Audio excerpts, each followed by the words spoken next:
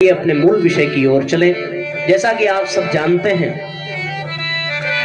कि हम लोग यहाँ पर पावन प्रज्ञा पुराण कथा का श्रवण पान करने के लिए एकत्रित हुए हैं। जीवन में ऐसे अवसर बड़े भाग्य से मिलते हैं।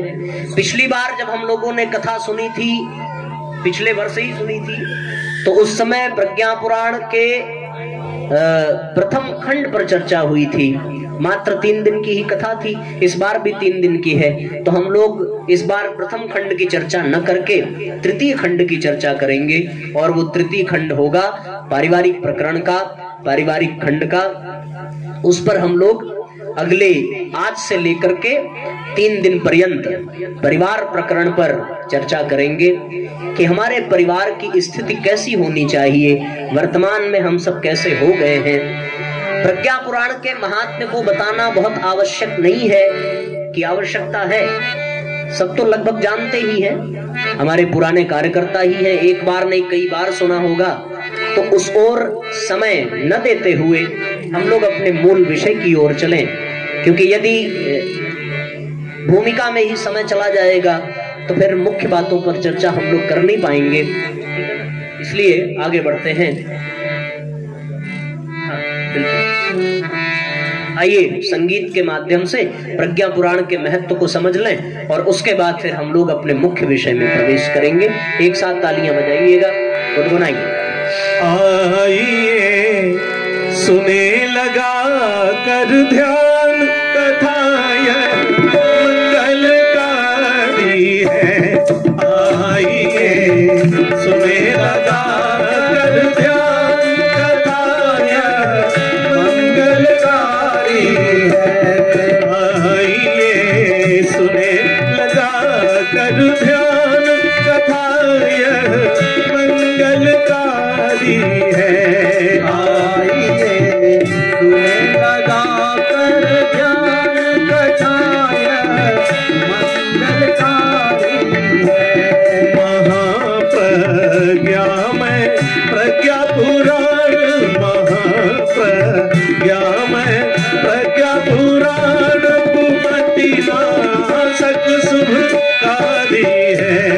महाप्रज्ञा में प्रज्ञा पुराण कुमति नाशक शुभकारी है।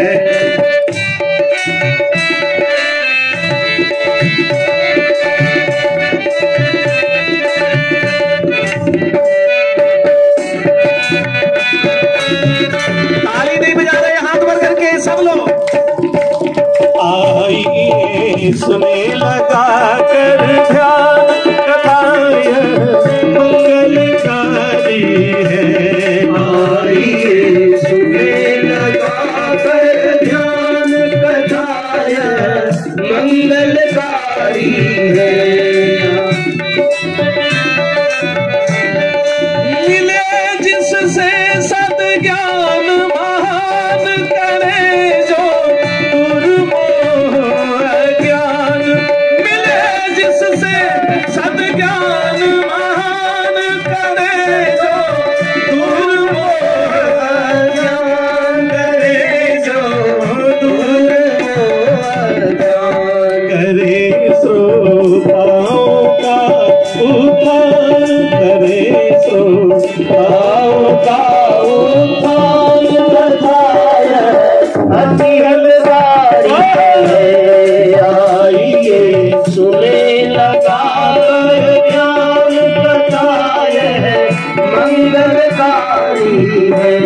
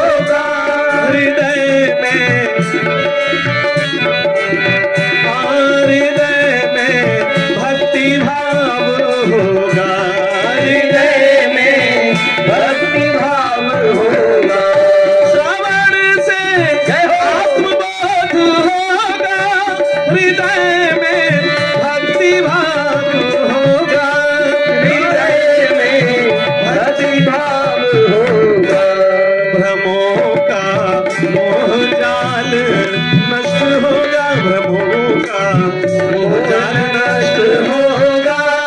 कथाय मंगलकारी है, आइए सुने लगा कर ध्यान, कथाय मंगलकारी है, आइए सुने लगा कर ध्यान, कथाय मंगलकारी है, आइए सुने लगा कर ध्यान, कथाय मंगलकारी है, कथाय मंगलकारी है, कथाय मंगलकारी है।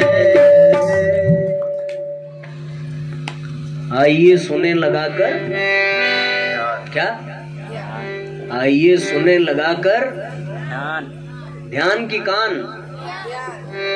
किससे सुना जाता है बताइए? कान से ना। तो आइए सुने लगाकर कान होना चाहिए था ना। आइए सुने लगाकर कान, कथा ये मंगलकारी है। तो यहाँ कहा गया कि आइए सुने लगाकर ध्यान। इसका मतलब क्या हो गया?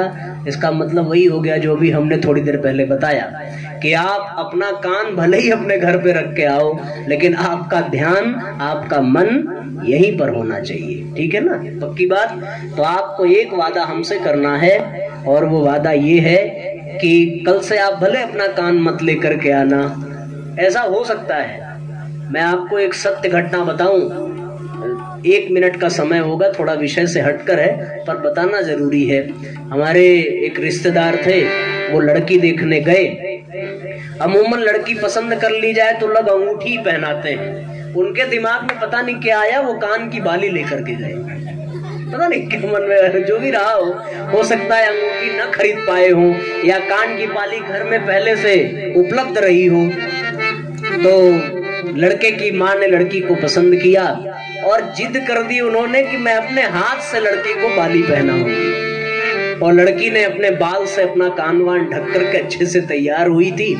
वह असल में हुआ क्या कि जैसे ही बाल उसने हटाया और उसकी माँ ने उसके कान में बाली पहनाने की कोशिश की, तब तक कान उखड़ के हाथ में आ गया। माँ बेहोश हो गई। बाद में पता चला कि वो लड़की के कान किसी दुर्घटना में कट गए थे, तो नकली कान लगवाया था।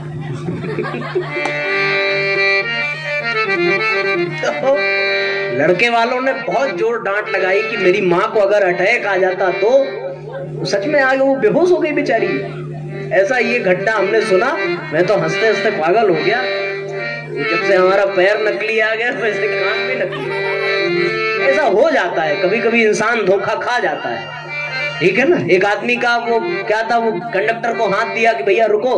कंडक्टर ने चलती बस में कहा जल्दी से आ जाओ, हाथ पकड़ के खींचा।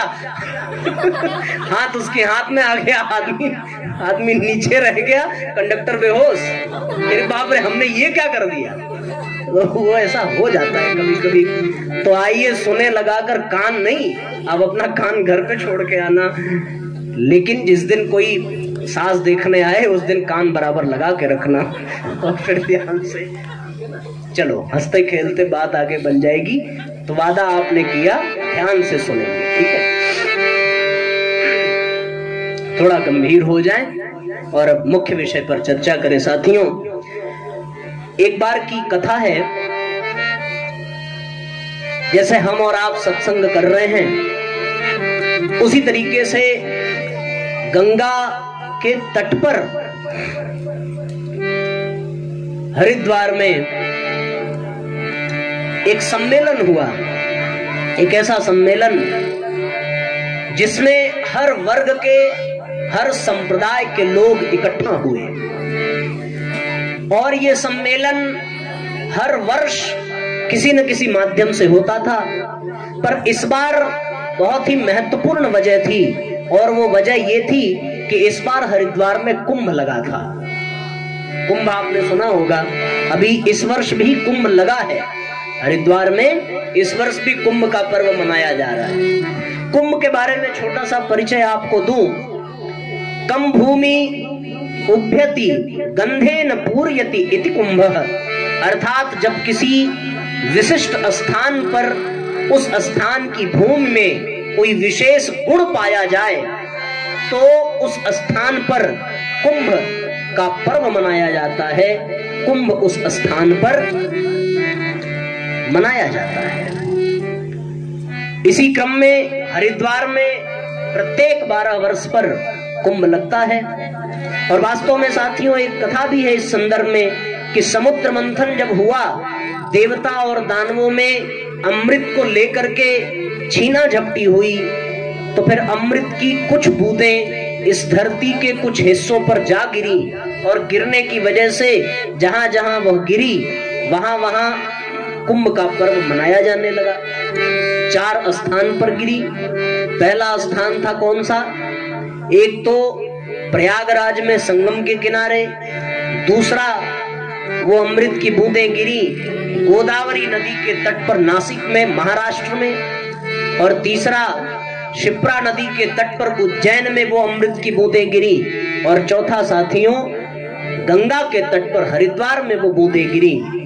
तो अमृत की बूंदों के गिरने के कारण वहां पर कुंभ का पर्व मनाया जाने लगा। कुंभ के पर्व का प्रयोजन ये था कि यहाँ पर कुंभ आदि पर्वों के माध्यम से एक ऐसे सम्मेलन का आयोजन किया जाए जिसमें हर वर्ग के लोग एकत्रित हो सकें और एक दूसरे को कुछ न कुछ प्रदान कर सकें। और कुंभ के पर्व में ये परंपरा रही कि कंदराओं में, गुफाओं में, हिमालय के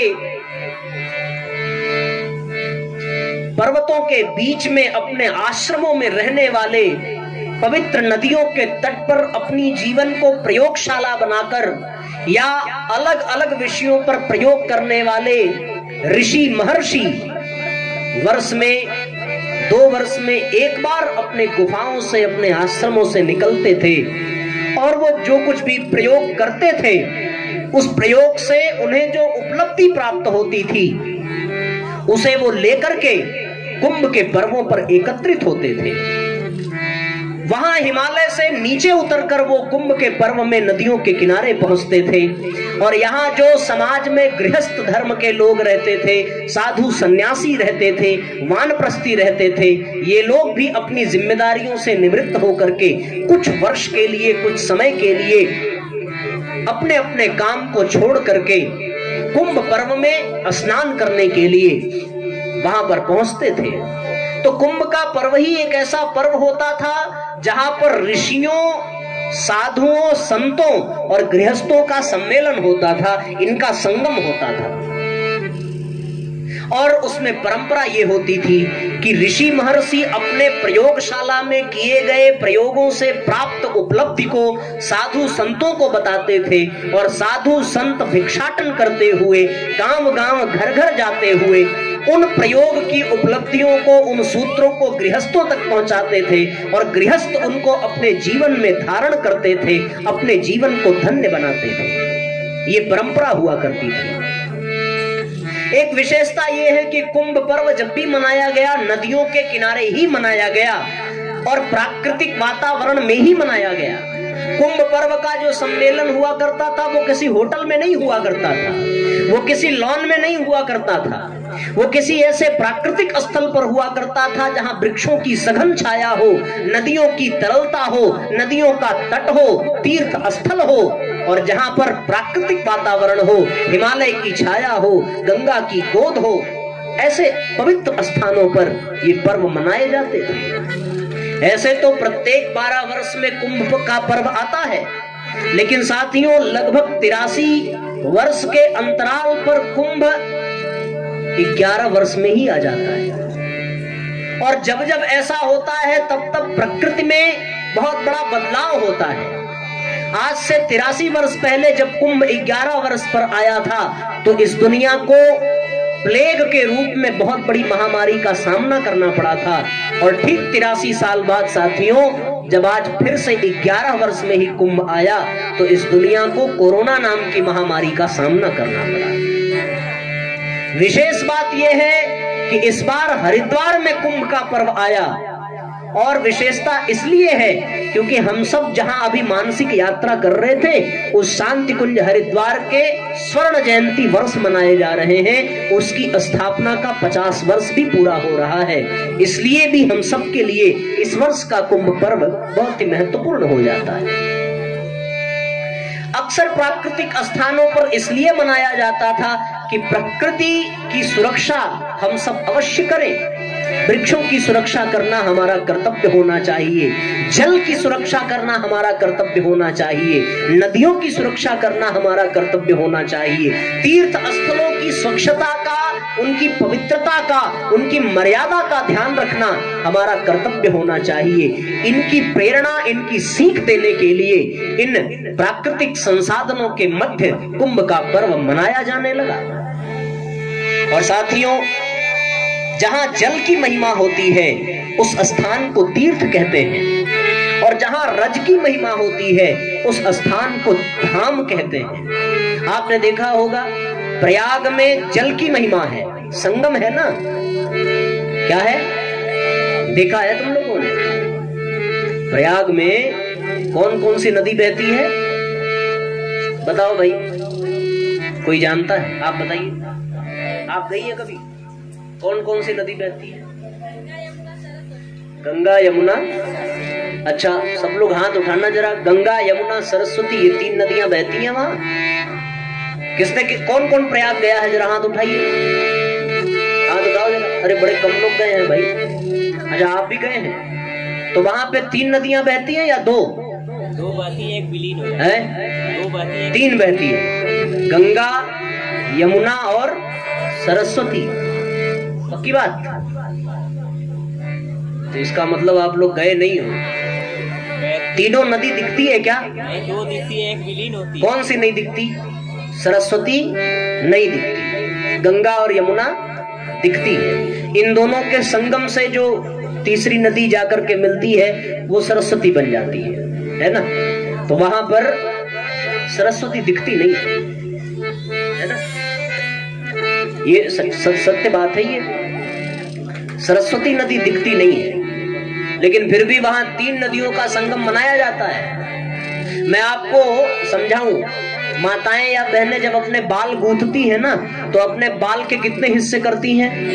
कितने करती हैं? और फिर उसको एक एक करके मिलाते जाती हैं। हिस्सा कितना किया था? 3 किया था। और गूंथने के बाद कितनी धारा दिखाई पड़ती है? 2 ही दिखाई पड़ती है ना, पर होता तो 3 है उसमें, होता है ना? बस वैसा ही है प्रयागराज में कि वहां पर 3 धाराएं हैं, दिखती 2 ही है। चलो, चर्चा हो रही है तो आपको बता दूं कि गंगा जो है वो भक्ति की धारा है, यमुना जो है वो कर्म की धारा है, और सरस्वती जो है वो ज्ञान की धारा है।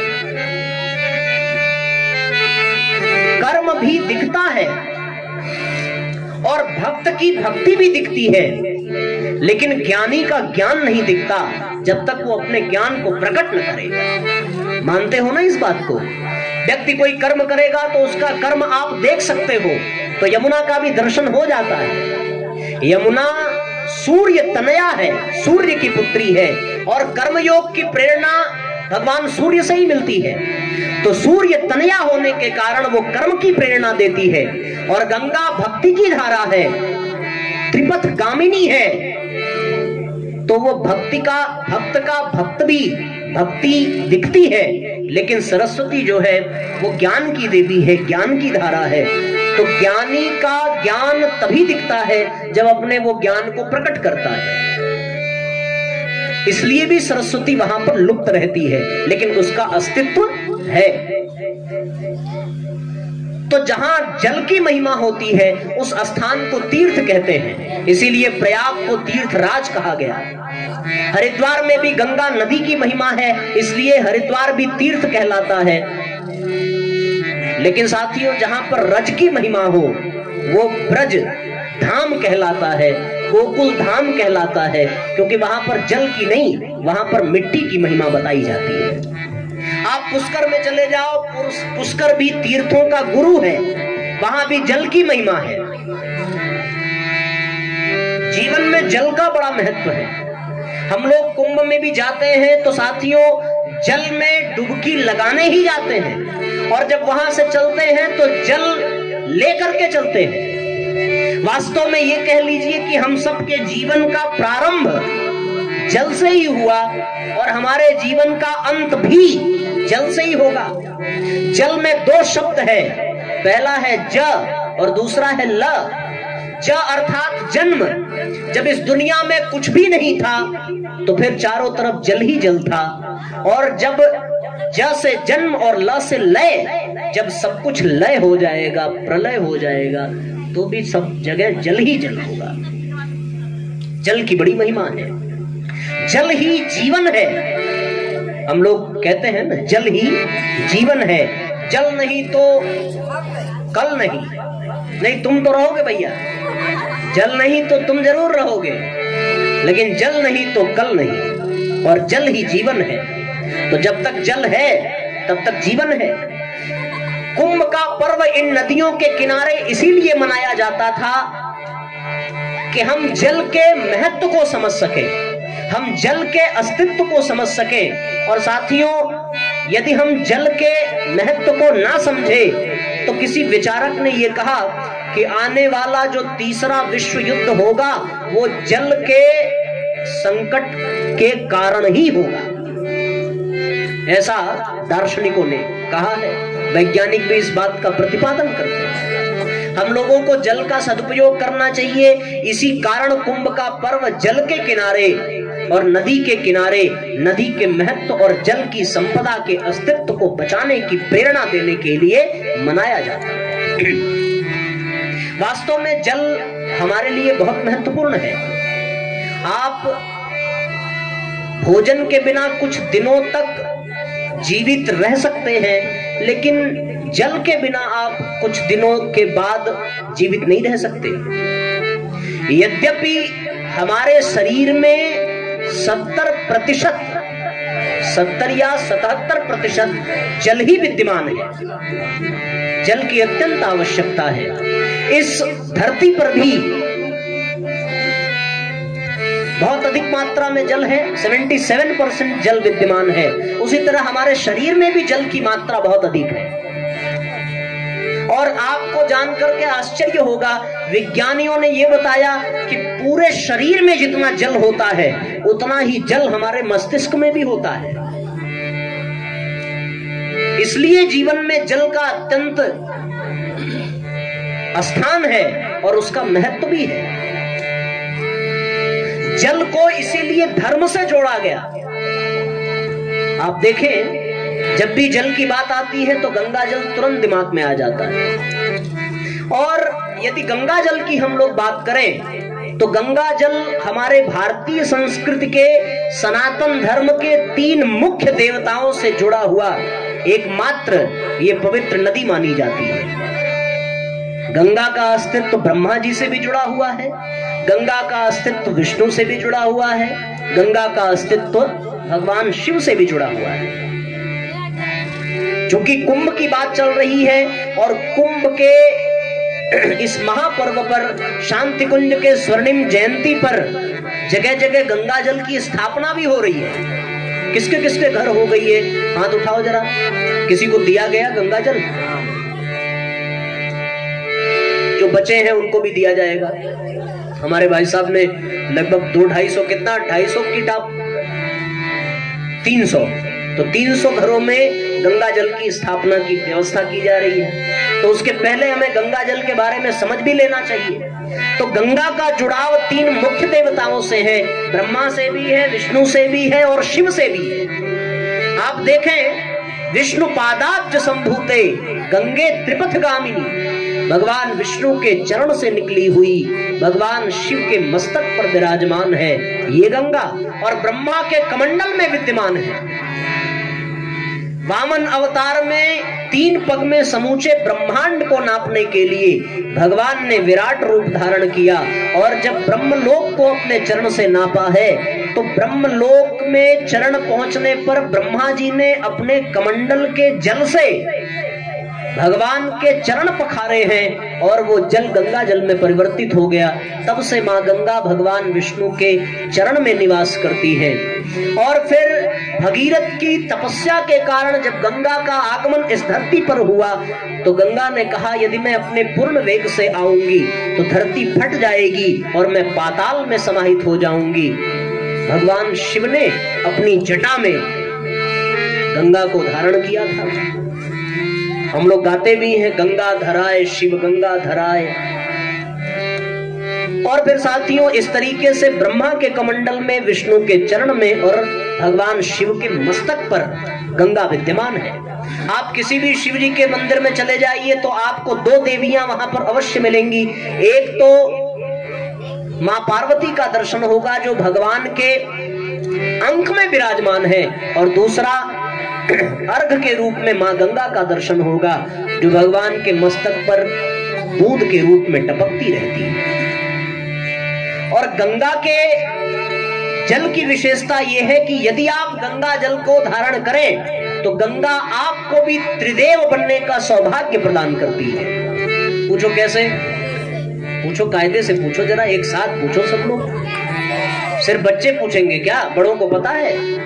आप सब एक साथ पूछो कैसे? ऐसे जैसे हम बताने जा रहे हैं। बात ऐसी है बच्चों कि जब हम लोग गंगा में स्नान करने जाते हैं तो सबसे पहले अपना सामान एक किनारे रखते हैं और उसके बाद क्या करते हैं? उसके बाद किसी एक आदमी को नियुक्त करते हैं कि भैया ये सामान देखते रहना, है ना। उसके बाद अपना वस्त्र उतार करके हम लोग गंगा जी में प्रवेश करते हैं। तो जैसे ही आप गंगा जी में प्रवेश करते हैं तो गंगा को आपने सबसे पहले अपनी चरण से स्पर्श किया। आपके चरण गंगा नदी में गए और जैसे ही आपके चरण गंगा जल में गए आप वैसे ही विष्णु रूप हो जाते हैं, क्योंकि विष्णु पादाब्ज चरण आपके गंगा जल से ओतप्रोत हो गए, आप विष्णु रूप हो गए। और जल में प्रवेश करने के बाद स्नान के लिए जब आप गंगा जल में डुबकी लगाते हैं तो गंगा आपके मस्तक पर विद्यमान हो जाती है, तो आप शिव रूप हो जाते हैं। और साथियों स्नान करने के बाद जब आप चलने लगते हैं तो किसी दुकान से एक 10 रुपए का डब्बा खरीदते हैं और फिर उसको एकदम बीच में ले जा करके उस डब्बे को भरते हैं। और जैसे ही आपने डब्बा भर करके चलना प्रारंभ किया गंगा आपके कमंडल में आ जाती है, तो आपको ब्रह्म स्वरूप का भी दर्शन हो जाता है। तो इसलिए भैया गंगा जल बहुत ही महत्वपूर्ण है और जल का हमारे जीवन में बहुत बड़ा अस्तित्व है, बहुत बड़ा स्थान है। इसलिए साथियों जीवन में इन नदियों की सुरक्षा हो, जीवन में जल का महत्व, जल की कीमत, जल का अस्तित्व बना रहे, इस बात की प्रेरणा ये कुंभ का पर्व देता है। और इसीलिए कुंभ और पर्व और जितने भी ऋषियों के सम्मेलन वो प्राकृतिक संसाधनों के किनारे ही। तो यहां पर भी एक कुंभ पर्व पर सम्मेलन हुआ ऋषियों का, और वो सम्मेलन हुआ प्रयागराज में, तीर्थराज में, प्रयाग में, संगम के किनारे। ऋषियों ने आकर के एक सम्मेलन किया, जो अपनी गुफाओं कंदराओं से निकल करके बाहर आए और समाज से सद्गृहस्थ जितने थे, साधु सन्यासी जितने थे, वो वहां पर पहुंचे। गंगा तो हमारे पापों को धोती है, गंगा हमारे पापों को धोती है। जो गंगा के अभी गरुड़ पुराण में लिखा है कि मृत्यु के समय जो व्यक्ति गंगा शब्द का उच्चारण करे उसके कई जन्मों के पाप कट जाते हैं। तो साथियों उसी तरीके से गंगा हम सबके पापों को धोती है। लेकिन फिर गंगा ने ही भगवान से प्रश्न किया था कि सबके पापों को धोते धोते हम खुद मैली हो जाएंगे, तो फिर हमारे पास इकट्ठा किए गए पाप कहां जाएंगे, उसका हिसाब कौन रखेगा। तो फिर भगवान ने ये संकेत किया था कि जब कभी कुंभ का पर्व होगा और उस कुंभ के पर्व में ऋषि स्तर की आत्माएं, साधु संत एकत्रित होकर के आपके जल में स्नान करेंगे, तो उनके स्नान करने मात्र से आपके सारे पाप समाप्त हो जाएंगे। कितनी सुंदर परंपरा है। तो चलिए मानसिक यात्रा एक बार फिर करें और प्रयागराज में हम लोग चलें, जहां गंगा यमुना सरस्वती का तट है, जहां पर ऋषियों ने सम्मेलन किया और उस सम्मेलन में वहां पर बहुत ही महत्वपूर्ण चर्चा हुई, जिसका उल्लेख पावन प्रज्ञा पुराण कथा में परम पूज्य गुरुदेव ने किया है। हम प्रयागराज की यात्रा करें। प्रयाग नगरी बसे संगम के तीरे,